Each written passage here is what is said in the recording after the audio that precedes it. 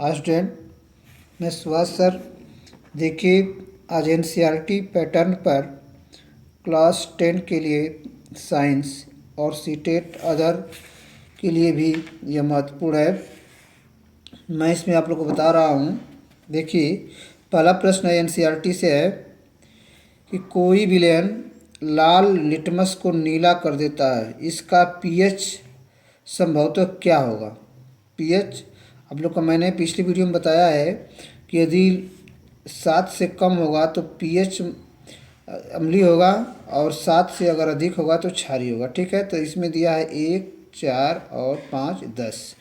तो हम देखिए, अगर पूछ रहा है कि इसका पीएच क्या होगा, कोई विलयन लाल लिटमस को नीला कर देता है। ठीक है, तो लाल लिटमस को नीला करने वाला विलयन क्षारीय होगा, क्योंकि यह लिटमस जो होता है, जो लिटमस पेपर है, क्षारीय विलयन में ही नीला होता है। ठीक है, तो इस तरह से इसका मान 10, 7 से अधिक होता है। 7 से अधिक इसमें केवल 10 ही है ना।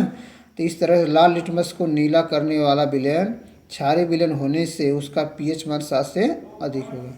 ठीक है, दूसरा देखिए अगला प्रश्न है, कोई विलयन अंडे के पीसे हुए कवच से अभिक्रिया कर एक गैस उत्पन्न करता है जो चूने के पानी को दूधिया कर देता है। इस विलयन में क्या होगा। तो देखिए, जब यह दूधिया करने का मतलब कि कैल्शियम कार्बोनेट उसमें है।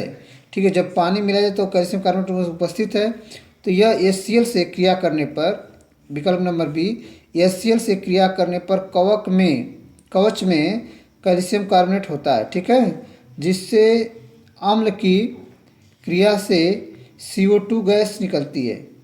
अतः विलयन में क्या होगा, विलयन में HCl है। विलयन में क्या है, HCl है, तभी HCl प्लस CaCO3 क्रिया करके बनाएगा CO2 गैस, तो मतलब उसमें HCl उपस्थित है। अगला प्रश्न है, एकदम एनसीईआरटी है, आप लोग कक्षा 10 में आने लायक है। NaOH का 10 ml विलयन HCl के 8 ml विलयन से पूर्णतः उदासीन हो जाता है। यदि हम NaOH के उसी विलयन का 20 ml ले तो इसे उदासीन करने के लिए HCl के उसी विलयन की कितनी मात्रा की आवश्यकता होगी।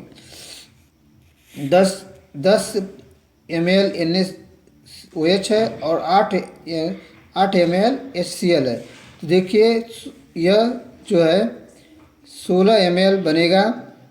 किस प्रकार, देखिए 16 ml NaOH के दोगुने विलयन के लिए HCl की दोगुनी मात्रा की आवश्यकता होगी। ठीक है, तो 2 NaOH रहेगा तो 2 HCl की आवश्यकता होगी। तो इसलिए पूछ रहा है कि 20, जब HCl यहाँ 10 दिया है तो 8 लग रहा है, NaOH 8 ml है, 10 ml है, तो इस तरह से HCl 8 ml है, तो यहाँ 20 ml लगा रहा है NaOH, मतलब दुगुना कर दिया, तो उसी तरह HCl भी क्या हो जाएगा, दुगुना हो जाएगा, तो 8 दुना के 16 ml हो जाएगा। ठीक है, अगला प्रश्न देखिए, अपचय का उपचार करने के लिए निम्न में से किस औषधि का उपयोग होता है। एंटीबायोटिक या इसे प्रतिजैविक भी कहते हैं, एनाल्जेसिक या पीड़ाहारी, या एंटसिड या एंटीसेप्टिक या प्रतिरोधी, इसको नाम देते हैं। देखिए, इसको हम लोग आगे हल करें। देखिए, इसका जवाब सी होगा। ठीक है, इसका जवाब सी है, एंटासिड होगा, एंटासिड। ठीक ना, अब आगे हम लोग बढ़ते हैं इसमें और प्रश्नों के साथ। देखिए, प्रश्न है हमारा पहला, अगला प्रश्न है, निम्न अभिक्रिया के लिए पहले शब्द समीकरण लिखिए तो उसके बाद संतुलित कीजिए। ठीक है, तो देखिए, समीकरण इस तरह पेपर में दिया रहता है, इसको हम लोग पहले समीकरण लिखते हैं, इसके बाद संतुलित करते हैं। तो समीकरण यह है कि तनु सल्फ्यूरिक अम्ल दानेदार जिंक के साथ अभिक्रिया करता है। तो आप लोग जानते हैं कि तनु H2SO4 या कोई भी H2SO4 होगा तो उसका विलयन सूत्र क्या होगा, H2SO4 होगा। और दानेदार जिंक, देखिए यहाँ पर पहले लिखे, तनु सल्फ्यूरिक अम्ल plus zinc is equal to zinc sulphate plus hydrogen gas बनेगी। ठीक है, तो पहले शब्दों में लिख दिए, फिर अब सूत्र में लिखना है H2SO4 AQ plus Zn is equal to ZnSO4। जो यह H2 है यह Zn से हट जाएगा, ठीक है। प्रतिस्थापन क्रिया यहाँ हो रही है, तो ZnSO4 AQ का मतलब होता है विलयन, और यह H2 गैस निकलती है, ठीक है। तो जिंक सल्फेट और हाइड्रोजन गैस, इसका नाम है जिंक सल्फेट, इसको हाइड्रोजन गैस कहते हैं, जान लीजिए। अगला प्रश्न है, यहाँ से देखिए, तनु हाइड्रोक्लोरिक अम्ल मैग्नीशियम पट्टी के साथ अभिक्रिया करता है। तनु हाइड्रोक्लोरिक अम्ल मैग्नीशियम पट्टी के साथ अभिक्रिया करता है। देखिए, लिखिए पहले, तनु हाइड्रोक्लोरिक अम्ल प्लस मैग्नीशियम इजकल टू बनेगा मैग्नीशियम क्लोराइड और हाइड्रोजन गैस निकलेगी। तो देखिए, इसको हम लोग सूत्र द्वारा दिखाएंगे, 2HCl AQ का मतलब होता है विलयन, Mg मैग्नीशियम सॉलिड होता है, और बनेगा क्या, MgCl2। यहाँ से Cl इसके साथ अटैच होगा, तो MgCl2 बनेगा AQ प्लस H2। यहाँ से H बच रहा है तो H2 हो जाएगी, तो क्रिया गैस बन के उड़ जाएगी। अगला प्रश्न है, कह रहा है कि तनु सल्फ्यूरिक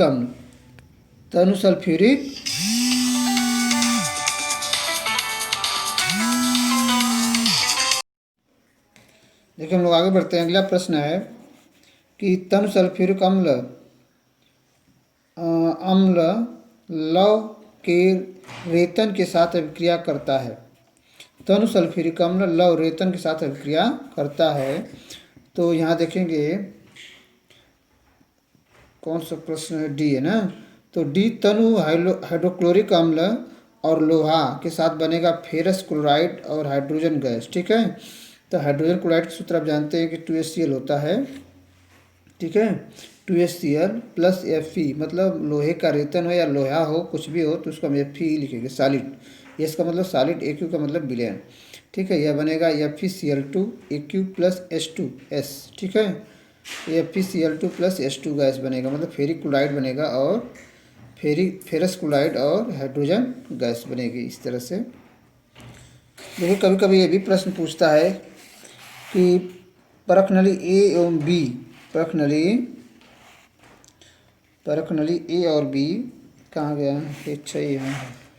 हाँ, देखिए, इसमें परख नली ए और बी में समान लंबाई की मैग्नीशियम पट्टी लीजिए। परख नली ए में हाइड्रोक्लोरिक अम्ल HCl तथा परख नली बी में एसिटिक अम्ल CH3COH डालिए। दोनों अम्लों की मात्रा एवं सांद्रता समान है, किस परख नली में अधिक तेजी से बुदबुदाहट होगी और क्यों। यह पेपर प्रश्न इस तरह पूछता है, तो आप लोग को जवाब देना होगा कि परख नली ए में बुदबुदाहट अधिक तेजी से होती है क्योंकि HCl एक शक्तिशाली अम्ल है तथा आयनों अधिक विघटित होता है, ठीक है। HCl जो है अधिक शक्तिशाली, इसलिए ए में पड़ेगा, तो इसमें अधिक क्या बुदबुदाहट होगी। अगला प्रश्न है कि ताज़े दूध के pH का मान 6 होता है। दही बन जाने पर इसका pH मान में क्या परिवर्तन होगा, आप उत्तर समझाइए। तो देखिए, इसका जवाब यही है कि दही जमने में दूध का लैक्टिक अम्ल में बदल जाता है तथा खट्टापन बढ़ने पर अम्ल बनने से pH मान क्या हो जाता है, कम हो जाता है। जब pH मान 7 से कम होगा तो अम्लीय होगा, 7 से कम और 7 से अधिक हो जाएगा तो क्षारीय हो जाएगा, तो और कम होता है तो अम्ल बनते हैं। अगला, एक ग्वाला ताज़े दूध में थोड़ा बेकिंग सोडा मिलाता है। नंबर 1, ताज़े दूध कुछ के pH के मान 6 से बदलकर थोड़ा क्षारीय क्यों बन जाता है, और दूसरा, इस दूध को दही बनाने में अधिक समय क्यों लगता है, ठीक है। देखिए, बेकिंग सोडा क्या करता है, बेकिंग सोडा की प्रकृति क्षारीय होती है, अतः दूध मिलाने पर दूध कुछ क्षारीय हो जाता है, जिससे दूध कुछ समय तक नहीं फटता। क्या होता है, नहीं फटता है। इससे इसका मतलब बचाव होता है कि बेकिंग सोडा मिला देंगे तो दूध जो होगा फटेगा नहीं। अगला है, क्योंकि दही बनने के लिए क्या प्रश्न पूछे, इस दूध को दही बनाने में अधिक समय क्यों लगता है, मतलब जमने में। तो क्योंकि दही बनाने के लिए लैक्टोज से लैक्टिक अम्ल बनने के लिए अम्लीय परिस्थितियों की आवश्यकता होती है। लैक्टिक अम्ल बनने के कारण उत्पन्न अम्लीयता बेकिंग सोडा उदासीन कर देता है, इसलिए थोड़ा समय लगता है कि क्या हो, दही बन जाए। अगला प्रश्न देखेंगे, प्लास्टर ऑफ पेरिस को सांद्र-रोधी बर्तन में क्यों रखा जाता है, रखना चाहिए, इसकी व्याख्या कीजिए। देखिए प्रश्न आप लोग को मैं इस तौर पर दे रहा हूँ कि केवल परीक्षा की दृष्टि से, कि यह पेपर में आएगा, ठीक है, और वेरी इंपॉर्टेंट प्रश्न है, एनसीईआरटी का ही पैटर्न प्रश्न आ रहा है, तो आप लोग को यह प्रश्न जरूर पूछा जाएगा इस तरह से, ठीक है। तो इस तरह से प्रश्न जवाब देने चाहिए। प्लास्टर ऑफ पेरिस को आद्ररोधी बर्तन में क्यों रखा जाता है, रखा जा सकता है, रखा जाना चाहिए, इसकी व्याख्या कीजिए। तो देखिए प्लास्टर ऑफ पेरिस आसानी से जल को अवशोषित कर लेता है तथा कठोर जिप्सम का निर्माण करता है। अतः यदि प्लास्टर ऑफ पेरिस को सांद्र-रोधी बर्तन में नहीं रखा जाता है तो इसकी पूरी मात्रा जिप्सम बदल जाएगी। जिप्सम मूर्ति, स्टैचू, खिलौने आदि बनाने के काम नहीं आ सकता, मतलब जल्दी जम जाएगा तो नहीं बने, इसलिए उसमें प्लास्टर ऑफ पेरिस मिला करके और रखते हैं। ठीक है, आज के लिए इतना ही, फिर अगला प्रश्न मैं आप लोग को ज़रूर दूंगा, तो कल ही मिलेगा अगला प्रश्न, और आप लोग तैयारी करें अच्छे से। और देखिए प्रश्न कुछ मैं दे रहा हूँ जिसको आप लोग पढ़ सकते हैं आसानी से, ठीक है, इन प्रश्नों के जवाब आप लोग को मिल सकता है। ठीक है, आज की वीडियो में इतना ही, फिर अगली वीडियो में मिलेगा। धन्यवाद।